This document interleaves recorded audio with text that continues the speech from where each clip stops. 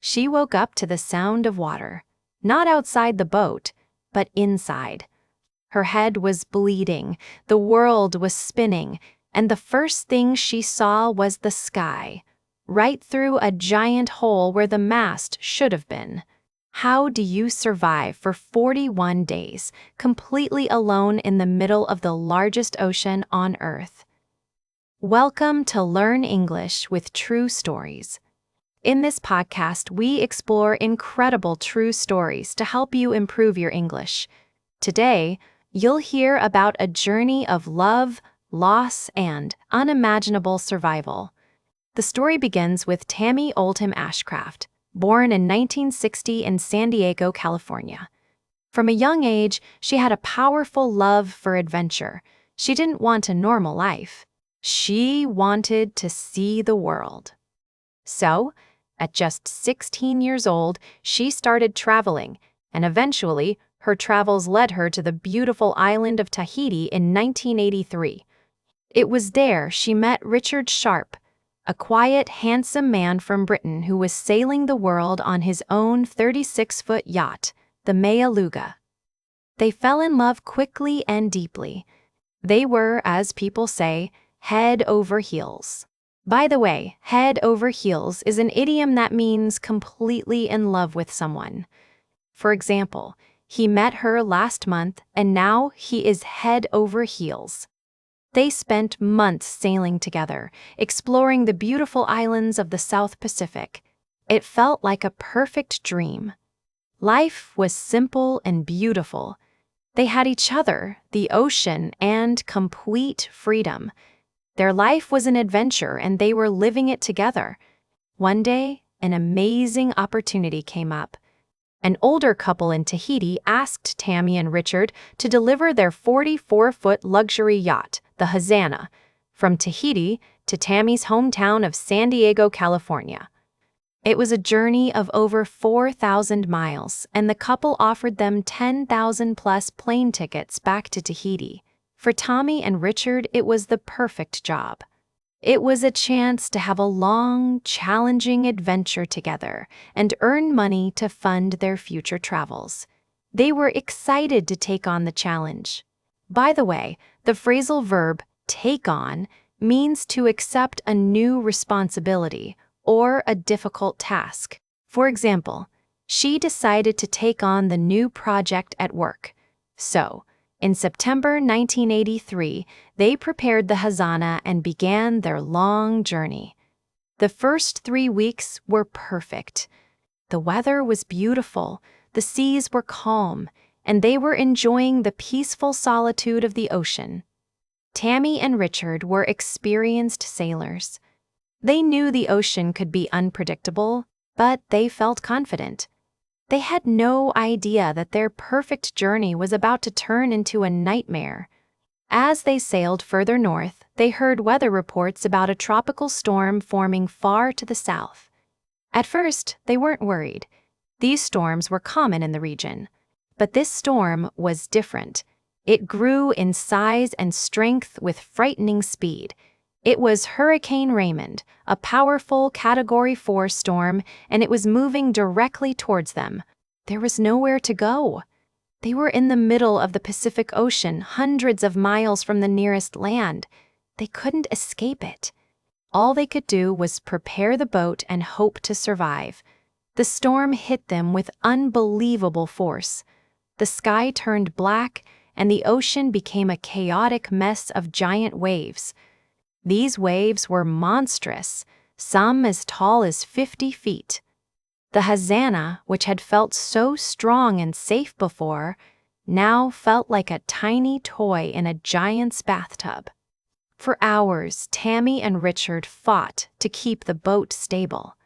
The wind screamed around them, and the boat was thrown around violently.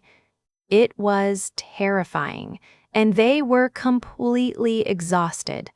By the way, exhausted means extremely tired. For example, after studying all night, the student was exhausted. Richard told Tami to go below deck to rest while he stayed outside to steer the boat. He tied himself to the boat with a safety line. Tami was scared to leave him alone, but she trusted him. As she went down into the cabin, she heard Richard scream, "Oh my God!"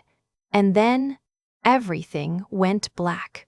The yacht was flipped over by a massive wave, and Tami was thrown against the cabin wall, hitting her head hard. She was knocked unconscious. By the way, unconscious means to be in a state like sleep, usually because of an injury. For example, the boxer was unconscious for several minutes after the fight.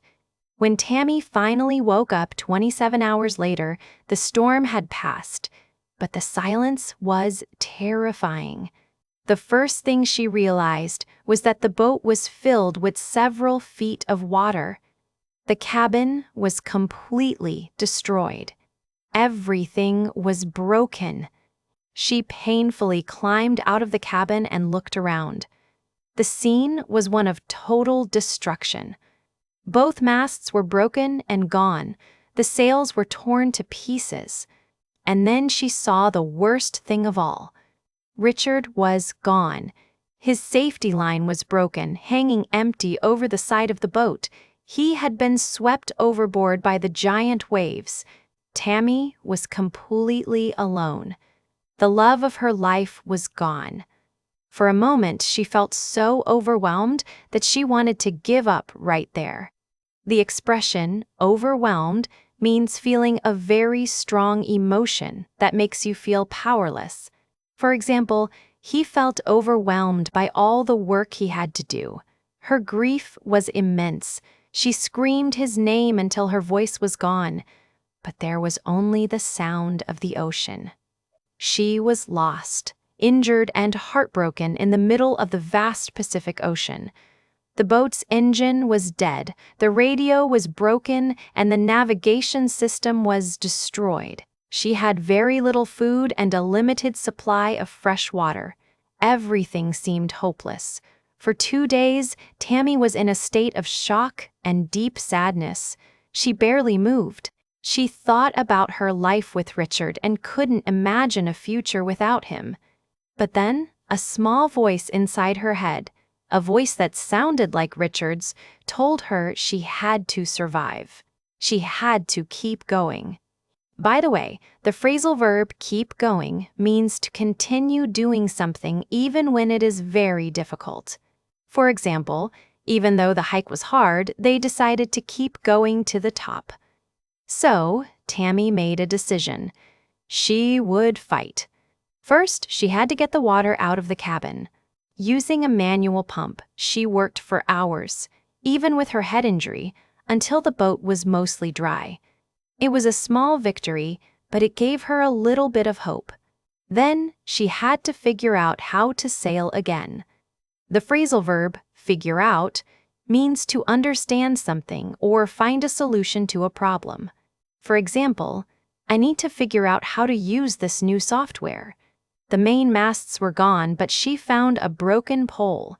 She managed to attach a small storm sail to it, creating a makeshift mast. It wasn't much, but it could catch some wind. This would allow her to move, but where would she go? Luckily, she found a sextant, an old navigation tool that uses the sun and stars to find your position. Richard had taught her how to use it. She also found some nautical charts. It was an incredibly difficult way to navigate, but it was her only hope. She calculated that the closest land was Hawaii, about 500 miles away. It seemed like an impossible distance. Her days became a slow, painful routine. In the morning, she would check her position with the sextant. She rationed her food carefully, eating small amounts of canned fruit and peanut butter. She tried to catch fish but had little success. As the days passed, she grew weaker. She was constantly hungry and thirsty. She started to run out of food and water. Run out of is a phrasal verb that means to use all of something so there is nothing left. For example, we ran out of milk, so I need to go to the store. The loneliness was perhaps the hardest part. The silence of the ocean was huge and empty. To cope with the isolation, she talked to herself. She talked to Richard. She would remember their happy times together to keep her spirits up. But sometimes her mind played tricks on her. She would have hallucinations, seeing things that weren't there. It was a constant mental battle to stay sane. She almost lost hope many times. Once, she saw a large ship in the distance. She used a flare to get its attention, but the ship didn't see her and sailed away.